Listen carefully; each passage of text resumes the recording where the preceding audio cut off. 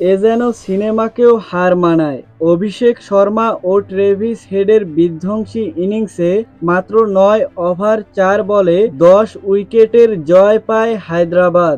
এই দিন Travis head ও Abhishek Sharma Lucknow super জায়ান্টসের জন্য দুঃস্বপ্ন ছিলেন। প্রথমে টসে জিতে লখনউ সুপার জায়ান্টস ব্যাটিংয়ে নেমে কেএল রাহুল খেলেন ৩৩ বলে ২৯ রানের টি-টোয়েন্টিতে বেমানান ইনিংস। তবে নিকোলাস পুরানের ২৬ বলে ৪৮ রান ও আয়ুষ বাদুনির ৩৩ বলে ৫৫ রানের উপর ভর করে লখনউ সুপার জায়ান্টস দাঁড় করায় ৪ উইকেটে ১৬৫ রানের লক্ষ্য। এবারের আইপিএলে হায়দ্রাবাদের মতো দলের বিপক্ষে ১৬৫ রানের লক্ষ্য খুবই ছোট একটি লক্ষ্য। সেটি প্রমাণ করতে বেশি সময় নেননি হায়দ্রাবাদের ওপেনার ট্রেভিস হেড ও অভিষেক শর্মা। ১৬৫ রানের লক্ষ্যে হায়দ্রাবাদ ব্যাটিংয়ে নেমে হায়দ্রাবাদ দেখালেন সেই পুরনো রূপ। অভিষেক শর্মার ২৮ বলে ৭৫ রান ও ট্রেভিস হেডের ৩০ বলে ৮৯ রানের টর্নেডো ইনিংসে মাত্র